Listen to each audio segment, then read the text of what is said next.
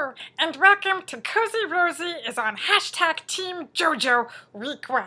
I'm Rosie, and I like to get cozy. And now, because I'm so excited that JoJo is the Bachelorette, I have decided it is time for Cozy-Rozy to come out of the shadows of BachelorNation and to hang out with you in a in my blanket fort and to share my JoJo's journey with you. So we're gonna watch JoJo, and everybody is on hashtag Team JoJo. Everybody. Because we want JoJo to be happy and we want JoJo to find love because love is like magic. And magic is for free and for everyone, and everyone should have that magic, and everyone should be, love. Love yourself, love other people, be loved by other people. There's plenty of love to go around. There really is. So yeah. Okay, so the episode starts with a recap of JoJo falling in love with Ben and then getting her heart broken and all that stuff that made us, join hashtag Team JoJo because Team JoJo! And so we got that done. And then they started doing previews. And started showing us the guys. And somebody has a motorcycle and somebody gets drunk and jumps into pool. I wish I could say I was surprised, but I'm just really not surprised because it happens every time.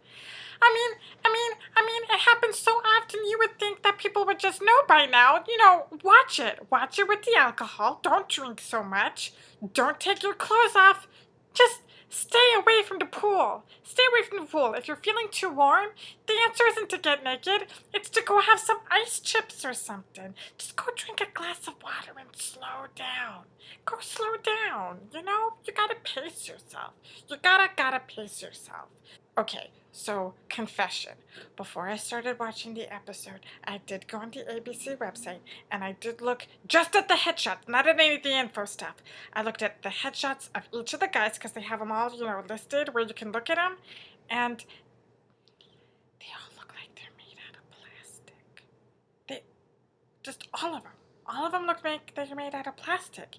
And that just, I don't feel that birds well in terms of you.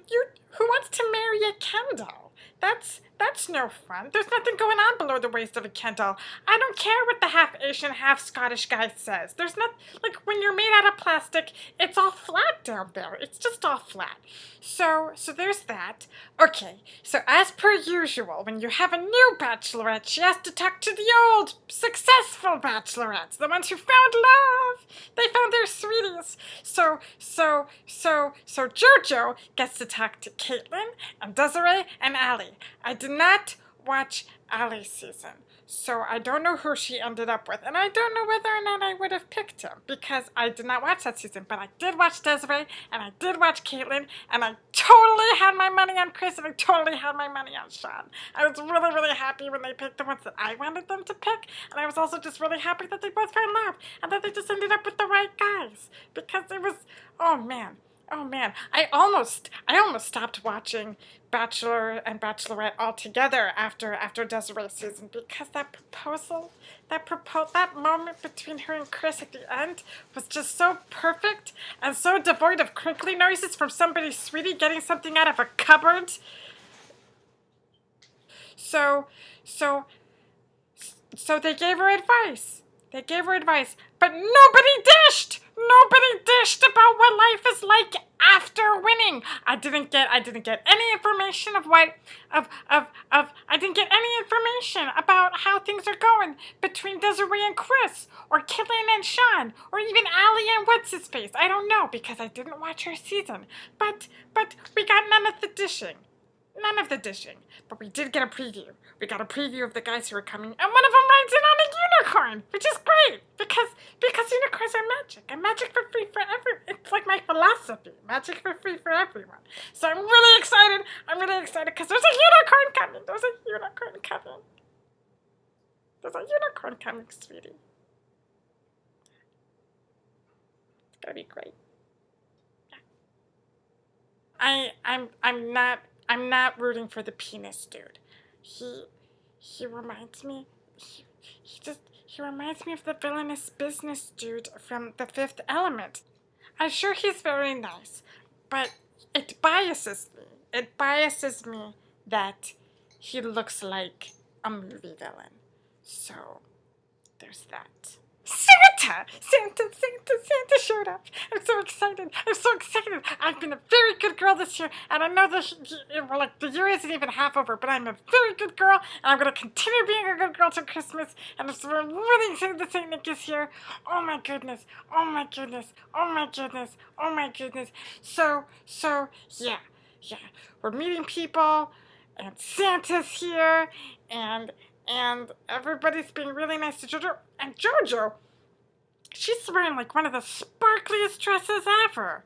Like, she should be Jessica Rabbit like every year for Halloween. I think she would make a fantastic Jessica Rabbit for like forever. Like, and if you're gonna stick with one Halloween costume year after year, it should be something that really suits you. I'm a Ghostbuster. I'm a Ghostbuster for life. I made my costume myself out of bits that I could find that made sense for the character of being a Ghostbuster. And I got patches, and I got a patch with my name on it. It says your music, and it's nice. And I got the Ghostbusters patch on the shoulder too, and it's good shit. It's good shit. So yeah. Somebody rode in on a unicorn. Somebody rode in on a unicorn. It's beautiful. And the unicorn's name is Coconut. I like coconut. Coconut goes good with chocolate. You know, if you like chocolate, and if you like coconut, and you know, if you like fun. But you know, somebody rode in on a unicorn. It's great. It's great. Oh my goodness. Oh my goodness. Oh my goodness. Oh man. Yeah. Somebody rode in on a unicorn. That's crazy. Chad is mostly just being a mean nasty about everybody. Which is kind of rude. I mean, I get that the structure of the show is like this contest situation, but I mean, you're gonna be stuck in a house with all these other dudes, and you know, living with each other. You should at least try to make the most of it. I mean, like even if that requires the ground rule of nobody talk about JoJo when JoJo's not around because we're all dating her, and it's kind of weird to hear another guy talk about how he's crushing on your girl, but yeah, like. Maybe try not to be so mean nasty talking about people that you live with because it just makes it harder to live with them. It just makes it harder, and that's no good. That's no good. That's about as good as tricking a girl into kissing you when you're super nervous. I mean, it's one thing when you're confident and you know each other and you joke around and then you kiss. Yeah. But it's when you trick somebody into kissing you, it's just awkward. It's just really awkward.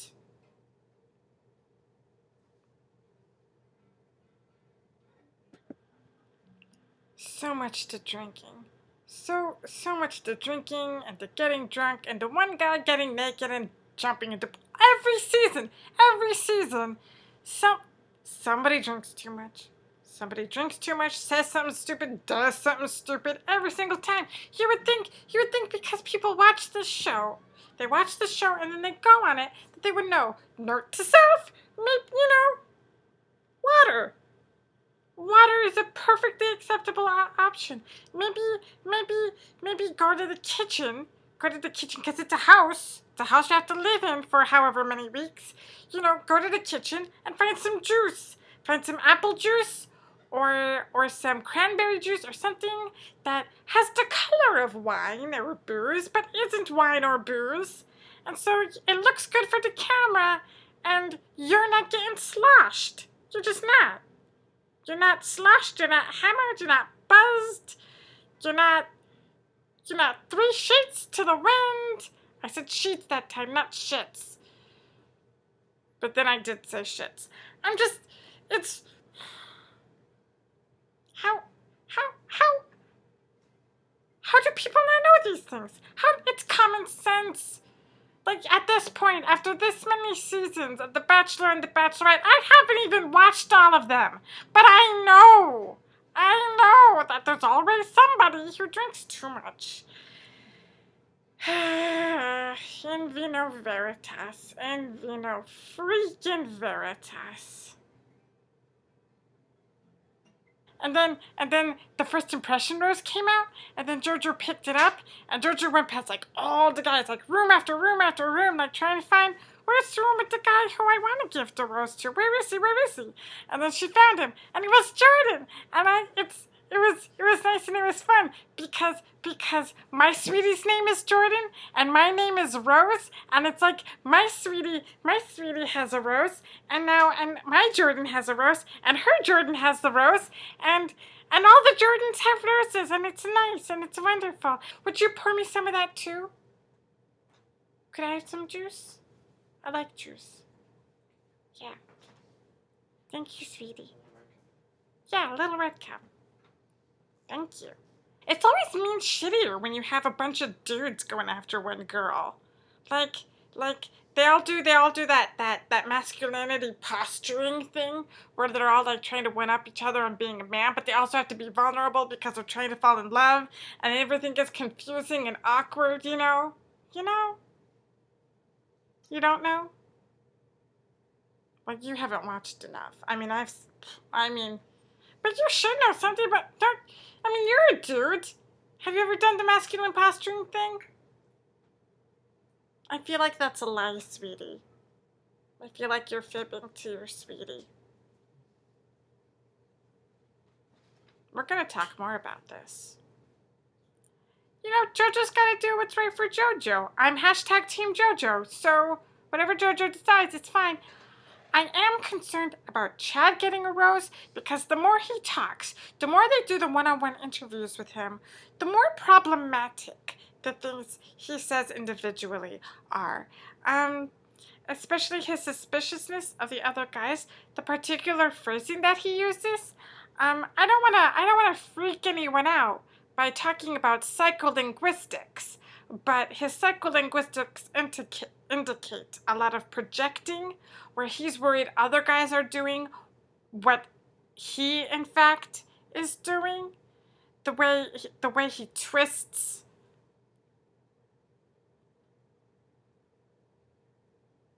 I'm nervous about Chad. I'm really nervous about this Chad guy. Goodness, oh my goodness, oh my goodness, oh my goodness, oh my goodness. Like,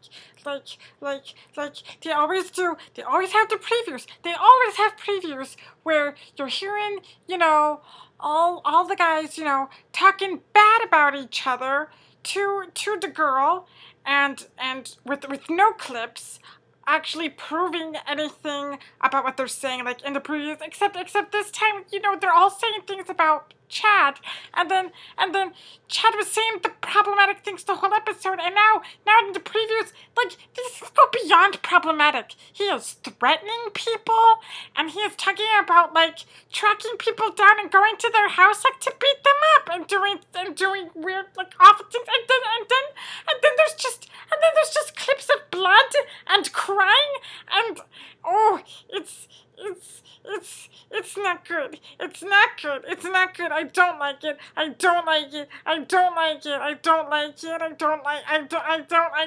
I'm really scared for JoJo. I don't want her to have her heart broken. I don't want her to have her heart broken. I just don't. I just really, really don't. I just really don't. I just really, no.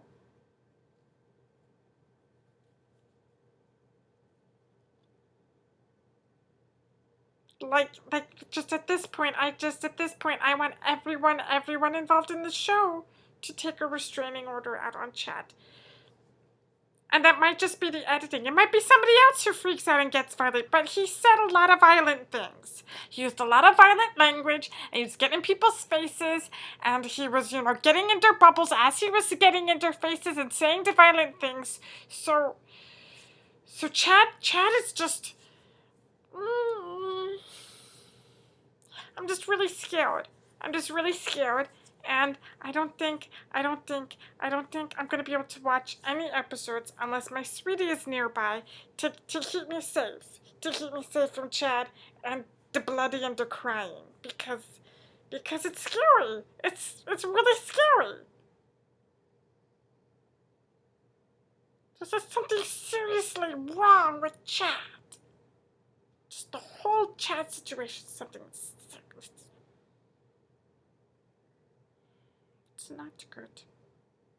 It's really, really very not good.